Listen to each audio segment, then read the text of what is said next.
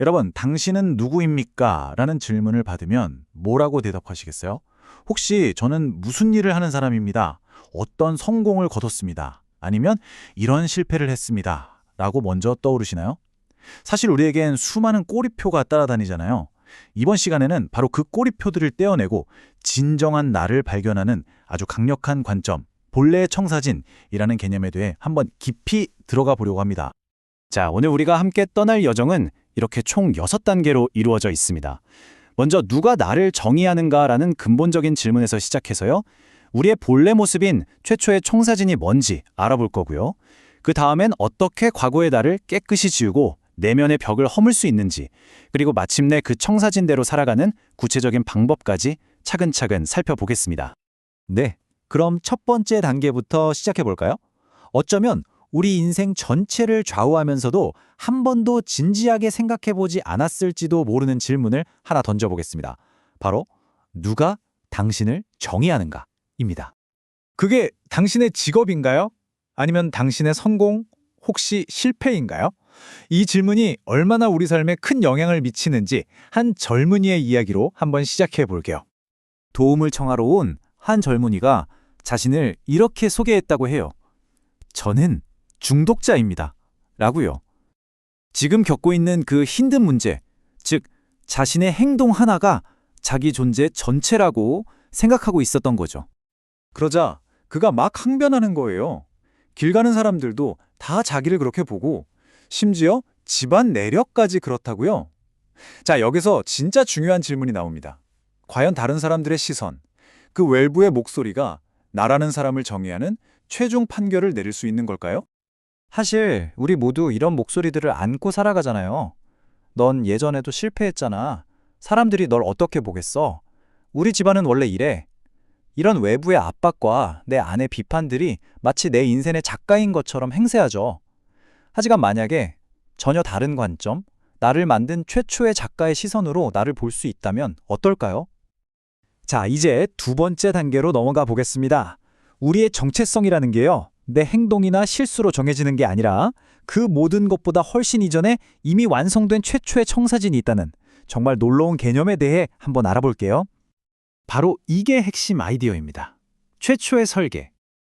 우리 인생에 어떤 상처나 실패가 생기기 훨씬 이전에 이미 우리 각자를 위한 완벽한 청사진이 존재했다는 거죠. 이 개념을 정말 생생하게 보여주는 한 노숙인과의 만남에 대한 이야기가 있습니다. 바로 이 대목에서 관점의 대전환이 일어납니다. 지금 눈앞에 보이는 남루하고 망가진 모습이 아니라 그 사람 안에 감춰진 본래의 모습, 그 걸작, 최초의 설계를 본다는 거였죠. 그런데 이 이야기를 듣던 사람이 문득 깨달은 거예요. 아, 저 노숙인이 걸작이라는 건 믿겠는데 정작 나 자신이 걸작이라는 건 왜 이렇게 믿기 어렵지? 하고요. 이거 우리 모두가 겪는 갈등 아닐까요? 이걸 정말 기가 막히게 설명해주는 비유가 하나 있어요. 유명한 사탕 공장 이야기인데요. 거기서는 완벽하게 만들어진 사탕도 있지만 아시죠? 만들다 보면 좀 깨지고 흠집난 것들이 나오잖아요. 그걸 부보스라고 부른대요. 뭐랄까 실소작 같은 거죠. 이걸 고급 상자에 담아서 제값받고 팔지는 못하고 그냥 봉지에 담아서 엄청 싸게 파는 거예요. 근데 여기서 진짜 중요한 게 뭐냐면 모양은 좀 그래도 맛은 어떨까요? 똑같이 달콤하다는 겁니다. 그 본질적인 가치는 변하지 않는 거죠. 바로 이게 최초의 설계라는 아이디어를 완벽하게 보여주는 거예요. 삶이 우리를 좀 깨뜨리고 상처냈을지는 몰라도 우리 본질의 가치, 그 달콤한 만큼은 절대 변하지 않는다는 겁니다. 좋습니다. 그럼 이렇게 소중한 설계가 있는데 살면서 손상되고 망가졌다면 이걸 어떻게 다시 되돌릴 수 있을까요? 그 해답은 완전한 리셋이라는 아주 오래된 개념 속에 숨어 있습니다. 바로 성경에 나오는 희년이라는 개념인데요.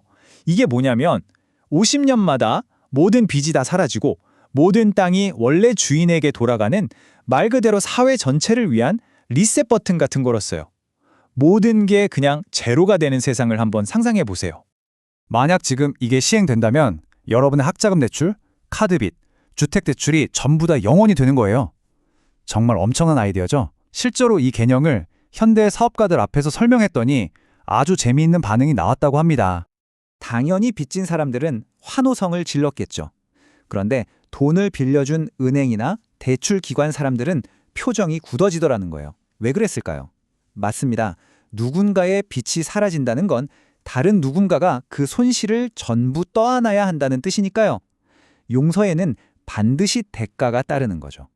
가로 이 관점에서 예수가 우리 영혼의 빚, 그러니까 과거의 모든 실패와 수치심을 없애주기 위해 그 대가를 대신 치른 궁극적인 희년 그 자체라는 해석이 나옵니다. 즉, 다른 누군가가 그 엄청난 대가를 치러줬기 때문에 우리의 과거가 완전히 리셋되고 최초의 설계로 돌아갈 수 있는 길이 열렸다는 겁니다. 자, 그런데 말이죠. 이렇게 과거가 깨끗하게 리셋되었다고 해도 우리는 종종 그 자유를 마음껏 누리지 못해요. 왜냐하면 우리 안에 아주 견고한 장벽들이 있기 때문이죠. 이걸 내면의 벽이라고 한번 불러볼게요. 그 벽 중에 가장 대표적인 게 바로 수동성이라는 벽입니다. 거절당할까봐 무서워서, 실패할까봐 두려워서, 실수하는 게 싫어서, 마땅히 나서야 할 때 나서지 못하고 그냥 머뭇거리는 거예요. 혹시 여러분 삶에도 이런 벽이 느껴지시나요? 한 리더가 이런 고백을 했어요. 밖에서는, 그러니까 직장이나 교회에서는 막 리더십을 발휘하는데 정작 세상에서 가장 소중한 가족들 앞에서는 이 수동성이라는 벽에 꽉 막혀서 아무런 영향력도 발휘하지 못했다는 거죠. 자, 그럼 이 단단한 내면의 벽, 대체 어떻게 허물 수 있을까요? 그냥 의지만으로는 안 되잖아요? 그래서 아주 실용적인 4단계 모델을 소개해 드릴게요. 핵심은 이거예요. 더 이상 그냥 난 어쩔 수 없어 하고 수동적으로 끌려다니는 게 아니라 아니, 이제 바꿀 거야 라고 능동적으로, 적극적으로 변화를 선택하는 겁니다. 좋아요. 그럼 이 최초의 설계라는 게 너무 추상적으로만 들릴 수 있잖아요. 이게 대체 실제로 어떤 모습일까요? 한 사람의 내면에 숨겨진 본래의 청사진을 발견하기 위해 여러 사람이 함께 기도했던 아주 놀라운 실제 사례를 한번 들여다보겠습니다. 정말 놀랍게도요. 주변 사람들이 그를 위해 기도하면서 선포해준 모습들은 정작 본인은 전혀 생각지도 못했던 아주 긍정적이고 강력한 모습들이었어요. 예를 들면 개척자, 평화를 만드는 사람, 용기 있는 리더 같은 것들이었죠. 이 말을 들은 그의 반응이 이 경험의 모든 것을 말해줍니다. 와, 제가 몰랐던 제 모습이 이렇게나 많았네요. 바로 이거예요. 내가 나를 보는 편협한 시각에서 벗어나서 훨씬 더 위대하고 놀라운 잠재력을 발견하게 해주는 새로운 렌즈로 나를 바라보는 것. 이게 바로 청사진 엿보기의 목표입니다. 드디어 마지막 6번째 단계입니다. 어쩌면 여기가 가장 중요할지도 몰라요. 내 청사진이 뭔지 아는 것에서 끝나는 게 아니라 이제 그 청사진대로 살아가기로 선택하는 단계거든요. 그러려면요, 우리가 자유라는 단어의 의미부터 다시 생각해야 합니다. 흔히들 자유라고 하면 내 맘대로 다 하는 거라고 생각하잖아요. 하지만 진정한 자유는 그게 아니라 내가 본래 설계된 가장 멋지고 온전한 내 모습이 될 수 있는 능력, 바로 그쪽으로 해방되는 거예요. 결국 이겁니다.